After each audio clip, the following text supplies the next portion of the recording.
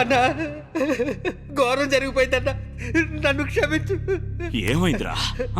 కష్టాల్లో ఉన్న చెల్లులు పిల్లలు తీసుకుని ఇంటికి వస్తే వీళ్ళు మెడబెట్టుకుని బయటికి పెట్టేశారన్నా.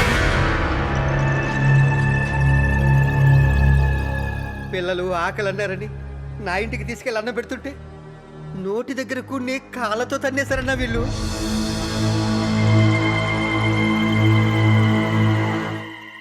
ఏ ఆడపిల్లకి కష్టం వచ్చినా దేవుడు గుర్తుకురాడు, పుట్టిల్లే గుర్తుకొస్తుంది. పుట్టింటికొస్తే తన కష్టాలన్నీ తీరిపోతాయన్న ఆశతో వచ్చింది నా చెల్లెలు. అలాంటి నా చెల్లెల్ని కష్టపెట్టి పంపారంటే మీరు మనుషులేనా? ఆకలి ఆకలి అన్న పసి వాళ్లకు ఒక ముద్ద పెట్టకపోగా వాళ్ళు తింటున్న కంచాన్ని తన్నేసావంటే నువ్వు అసలు ఆడదానివా? ఎందుకే నా చెల్లెలి మీద అంత కక్ష పెంచుకున్నావు? నీకే అన్యాయం చేసింది? దిక్కు ముక్కు లేని నీకు నా ఫ్యాక్టరీలో ఉద్యోగం ఇప్పించింది, అత్తప్ప. అంతస్తుల గురించి కూడా ఆలోచించకుండా నిన్ను ఇంటికి మహారాణ్ణి చేసింది, అత్తప్ప. నువ్వు తింటున్న తిండి, కట్టుకుంటున్న బట్ట, బతుకుతున్న బతుకు అన్నీ నా చెల్లెలి పెట్టిన భిక్ష. భిక్ష కాదు, శిక్ష. మీరేం చేసినా చూస్తూ ఊరుకుంటానని పేదదాన్నైన నన్ను ఈ ఇంటికి కోడలి చేసింది మీ చెల్లి.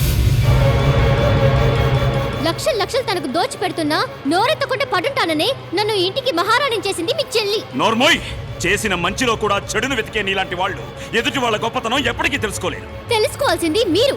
చెల్లెలొకటే జీవితం కాదు, పెళ్ళాం కూడా జీవితంలో భాగమని. చెల్లెలకి పిల్లలుంటే సరిపోదు, మనకు కూడా పిల్లలు ఉండాలని తెలుసుకోవాల్సింది మీరు. తెలుసు, అన్నీ తెలుసు.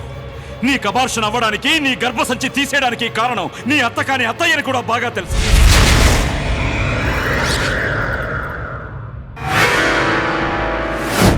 మన కుటుంబాన్ని సర్వనాశనం చేయడానికి ఈవిడ గారి ఇంట్లో అడుగు పెట్టిందని కూడా తెలుసు. నేనెందుకు అలా చేస్తాను? మాట్లాడకు. మాకింత ద్రోహం చేసినా నిన్నెందుకు వదిలేస్తున్నానో తెలుసా? ఆడదానివి, అమ్మంత వయసున్న దానివి అన్న గౌరవంతో. ఇలాంటి వాళ్ళ చెప్పుడు మాటలు వింటూ ఉంటే జీవితాంతో ఇలాగే ఏడవాల్సి వస్తుంది. నీకో విషయం తెలుసా? పెళ్ళాన్ని ప్రేమించే ప్రతివాడు చెల్లెల్ని ప్రేమిస్తాడో లేదో తెలియదు, కానీ చెల్లెల్ని ప్రేమించే ప్రతివాడు ఖచ్చితంగా పెళ్ళాన్ని ప్రేమించే తీరుతాడు. ఎందుకో తెలుసా? అత్తింట్లో తన చెల్లెలు ఎంత సంతోషంగా ఉండాలని కోరుకుంటాడో తనింటికొచ్చిన ఆడపిల్ల కూడా అంతే సంతోషంగా ఉండాలని కోరుకుంటాడు. కాబట్టి నా చెల్లెలికి ఏ ప్రేమనైతే నువ్వు దూరం చేశావో ఆ ప్రేమ నీకెప్పటికీ దక్కదు. నా చెల్లెలి కష్టం తీర్చలేని ఈ ఆస్తి, ఈ అంతస్తు ఏది నాకొద్దు.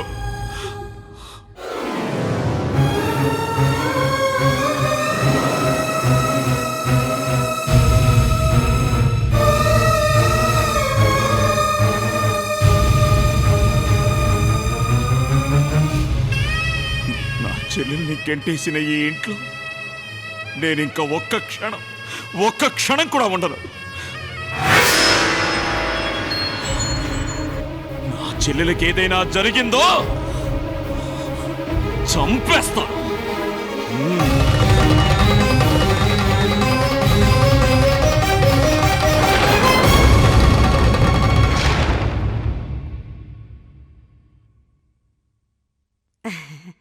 అమ్మ నందు, అమ్మా నాన్న దగ్గరికి వెళ్దాం పదమ్మా.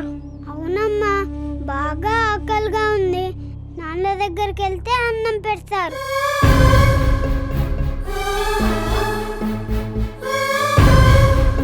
పిల్లల మీద మాకు లేని ప్రేమ నీకెందుకురా? వీళ్ళు నీకు కాని పుట్టారా?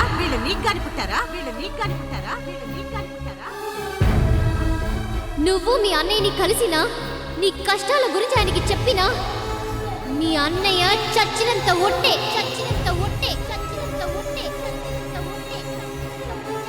అమ్మా మాట్లాడమ్మా, మాట్లాడు. నాన్న దగ్గరికి వెళ్ళిపోదామమ్మా. అవునమ్మా, చాలా ఆకలిగా ఉంది. సరే వెళ్ళిపోదాం. నాన్న చాలా దూరంగా ఉన్నారు. పక్కనే తాతయ్య ఇల్లుంది. అక్కడికి వెళ్తే మీకు కడుపు నిండా అన్నం పెడతారు. అక్కడ మనల్ని ఎవ్వరూ కొట్టారు కదమ్మా. కొట్టేవాళ్ళు, తిట్టేవాళ్ళు అక్కడెవ్వరూ లేరు. అయితే వెళ్దాం పదమ్మా.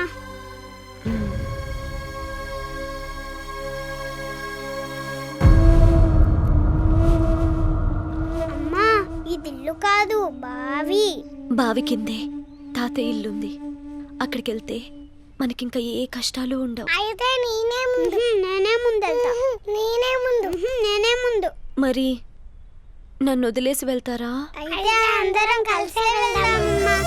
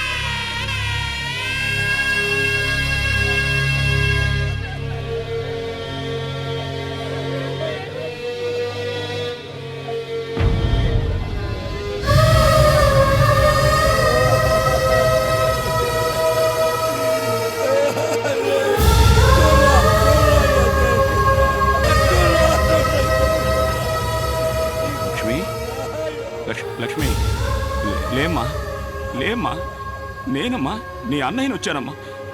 లేమ్మా, నాతో మాట్లాడమ్మా. లక్ష్మి మాట్లాడమ్మా. లేదు బాబు, లక్ష్మి మన అన్యాయం చేసి వెళ్ళిపోయింది. లేదు బాబాయ్, లక్ష్మి ఎక్కడికి వెళ్ళిపోదు, ఎక్కడికి వెళ్ళదు. అన్నయ్యని వదిలి చెల్లెలు ఎక్కడికైనా వెళ్ళిపోతుందా? వెళ్ళదు. లక్ష్మి లేమ్మా, లేమ్మా, లక్ష్మి, లక్ష్మి, లక్ష్మి,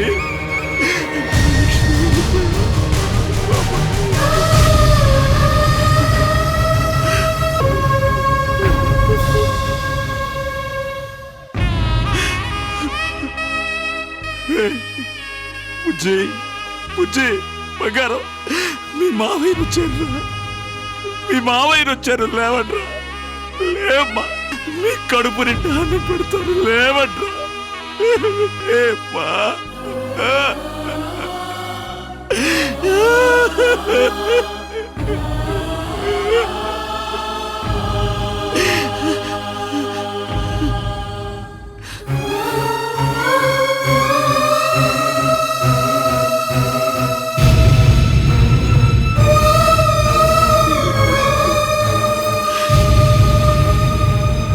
ప్రపంచంలో ఎక్కడికి వెళ్ళినా కూడా పుట్టినరోజున అన్నయ్య దగ్గరికి వచ్చి గోరింటాకు పెట్టించుకుంటాను.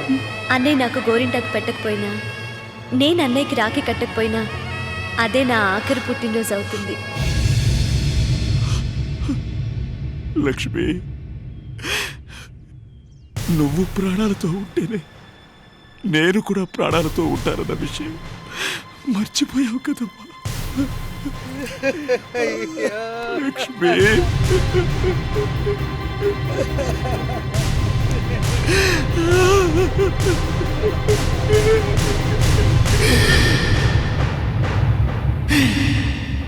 అన్నా బాబు బాబు బాబు అన్నా బాబు అయ్యో